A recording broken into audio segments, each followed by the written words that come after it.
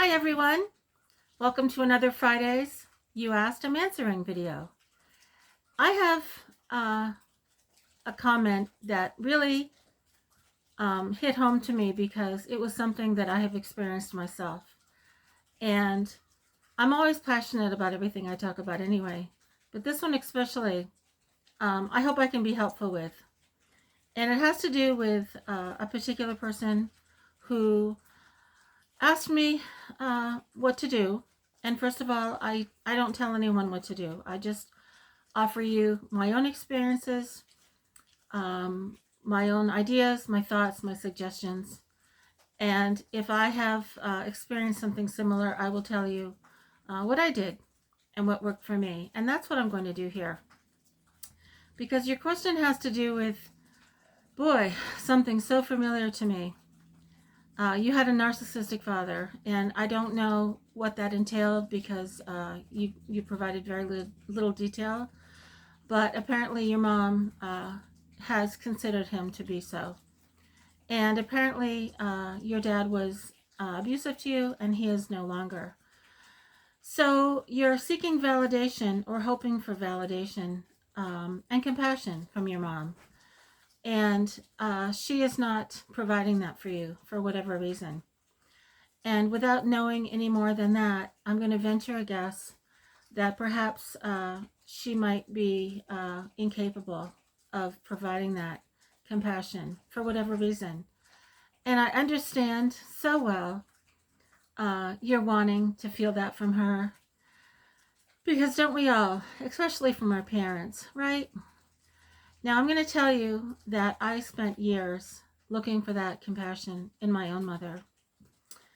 And sometimes we were estranged. Sometimes she would slam down the phone and tell me never to call her again. And I would wait a few years and I would call her again, hoping that she'd changed. Maybe she'd thought about things. Maybe she'd had regrets. Yet every single time I reconnected with my mom, the same problems were still there. The problems of looking for that compassion. And each and every time I would ask her, Ma, what's the matter? Please talk to me.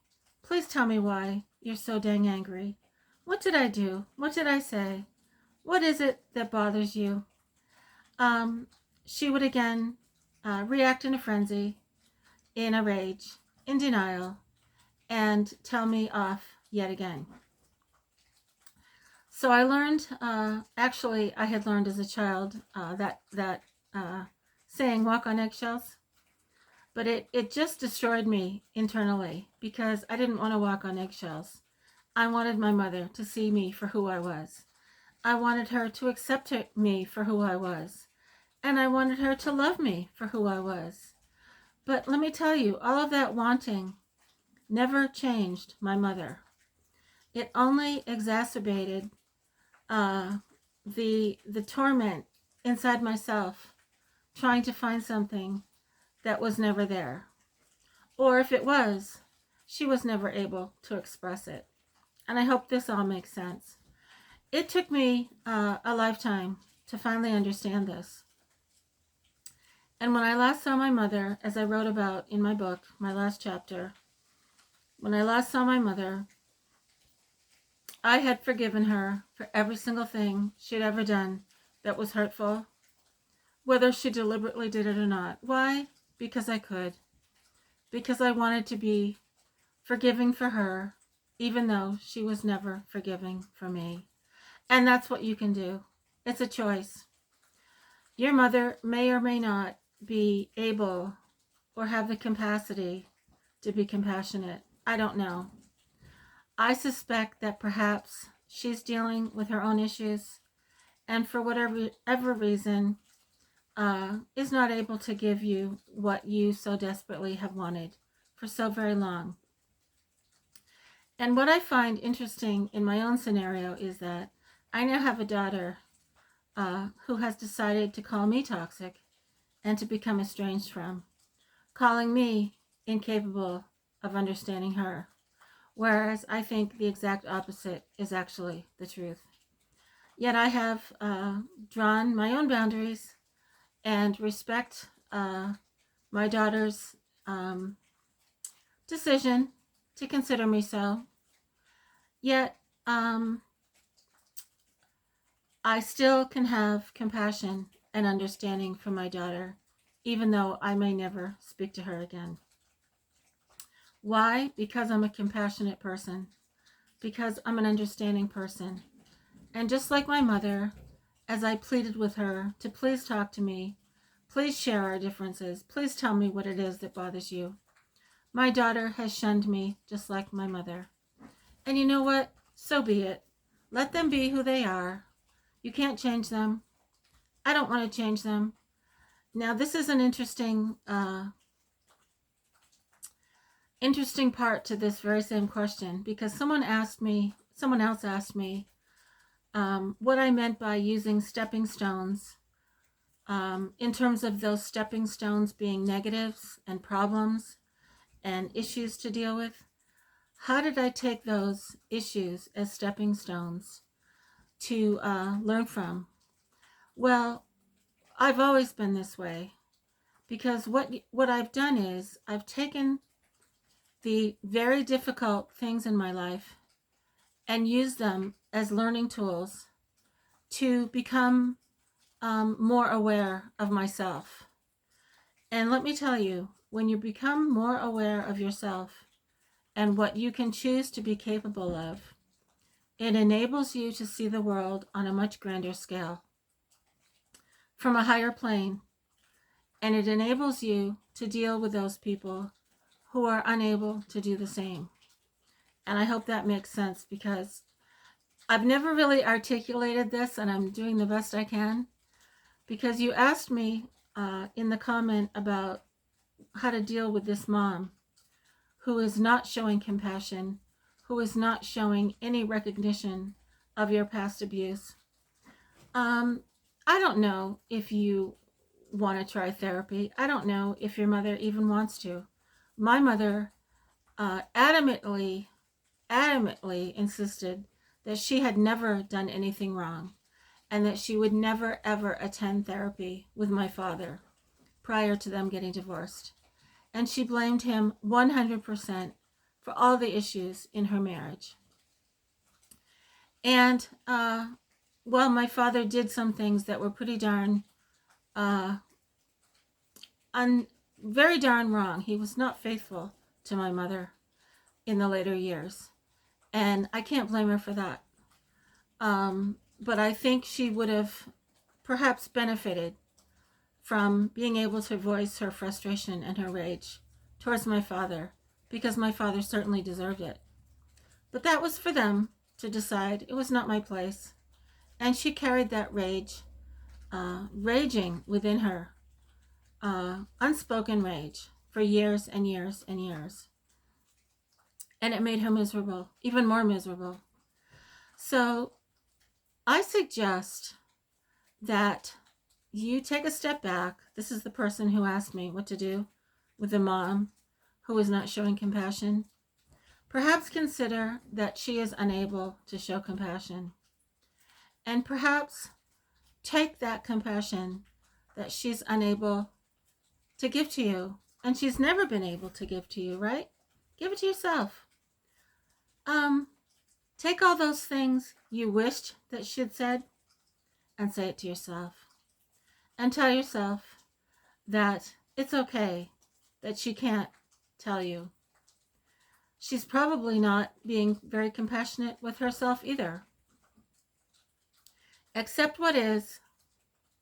Accept that starting right now, today, at this very minute, you can turn it all around. And you can use your mother's inabilities as stepping stones to better understand not only her, but yourself. And let me tell you, that is an incredible thing, because when I finally stopped realizing that I was chasing something that was never going to happen with my mother, because the only thing I ever really, really wanted in life was to have that really close connection with my mom. And it was never going to happen. And I spent years wishing that it would. And I spent years miserable, blaming myself why it didn't or why it couldn't, and trying to, it's like staring at an apple, wishing it was an orange. Well, it's not ever going to be.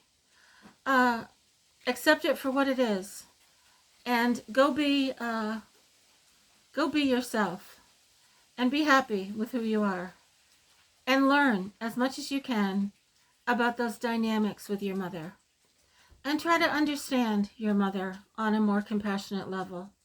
Because if you can, then you'll understand why she does not have compassion, or perhaps able to show it for you. Now, my mother was a tortured soul because she never really was able to self-reflect and understand her own demons. And she spent many, many years being hateful. And as much as she was hateful, I was never hateful towards her, which is really astounding. And I'm going to write about it in my book about being an estranged parent, because I see so many, or hear so many stories rather, of these estranged adult children that are so hateful and so resentful towards their parents, calling them toxic, things that they did wrong, things that they, and rightfully so perhaps, how they were hurt. But where is all this hate coming from anyway? Hate only creates more hate, and it causes more pain, and it resolves nothing. And what these adult children are doing by design is demonstrating hate towards their own children and teaching their own kids, our grandkids, to hate. And it's all going to come back to them. It has to, because that's what nature does. You get what you give. And I don't know, did I deserve to be mistreated? In a way, it taught me well. It made me wiser. It made me more compassionate. And it made me more forgiving. And it taught me more about my own strengths than had I not been treated so badly. So you can look at it that way, and you can use those experiences as stepping stones, as one person wanted me to talk more about. Because you can either use them as stepping stones, or you can just throw in the towel and say the heck with it. I'm just going to be resentful, and I'm going to be just as hateful as that person was to me. And there you go. You can live the rest of your life miserable, just like my 92 mother did. And it's a choice. And you have this very moment, as everyone does, to decide what to do with the rest of your life. And it goes back to that video I did, Living Inside Out, because there comes a point where you know, or you realize that you are the center of your universe. You are the center of your own actions, your own thoughts, your own feelings, and your own beliefs. And regardless of how others treat you, you have the decision how to treat them. And I see so many people reacting from how they're being treated. And I used to be that way. I used to say that people were making me mad, or making me sad, or making me feel lost or depressed. But that's not true. Because what we're doing is we're allowing other people to make us feel that way. Nobody makes us feel anything. And when you really, really think about it, and it might take a while, it took me quite a while to realize that when you get to a place finally where someone says something really hurtful and it doesn't affect you anymore, you'll know that you've come to that place of standing on a firm ground within yourself and living inside out. Meaning that hurtful people can be as hurtful as they possibly can try. But if you do not allow that hurt, you can let them be as hurtful as they want, and it doesn't matter. And this goes back to your mother not being able to be compassionate. Will we ever teach everyone to be this way? I don't know. I don't know why some people choose to be hateful. I talked about that in another video. But you can choose to forgive your mom. And maybe you want to even tell her that. Maybe you want to sit down with her, take her to her favorite restaurant, go for a walk. Maybe she has a favorite place she likes to go. And don't start a confrontation, but rather offer her understanding in terms of, gee, Ma, I always felt that way about needing these things from you, but it's okay. I understand because I've learned this about you, and I've learned that about you, and I love you anyway. Let's have fun today. Let's go to the park. And you know what? She might even smile. She might even find a softer side of herself by seeing it in you. And if you do that more and more, she might learn that she was lacking in that compassion. And by seeing it in you, you might draw it out. I have no idea. I don't think it would have worked with my mother. But I will tell you that when I saw her for the very last time, she did have one more insult for me. She told me that I always did bite off more than I can chew. Since she had always had this vision of me as a perpetual failure. But I let it go. And I said, it's okay, Ma. I love you. And you know what? She said, I love you too, Barbara. And there you go. So maybe it's just a matter of starting out small without having any grand expectations. And better yet, take all those expectations and just throw them away and start over. And just show your own compassion and see what happens. I would love to hear back, to see what you think about that. And as far as stepping stones, yeah, we can either take all the bad things that have happened to us and throw all that negativity back out there and be a victim and say, I was really hurt. I'm never going to do that again, or speak to that person again, or think that way again. But you know what? You're allowing that negativity to affect you. And I never am going to ever do that again. And I'm going to stay true to my abilities to be compassionate, to be loving, and to be strong, no matter what. And you can too. And you can start today, this very minute. And why not pick up the phone and tell her you love her, regardless of if she's never said it to you, and see what happens. You know what? She's going to be very, very happy that you did that. So there's my thought for the day. And I want to talk more about, someone else asked me a question about my work history and what I've done throughout my life.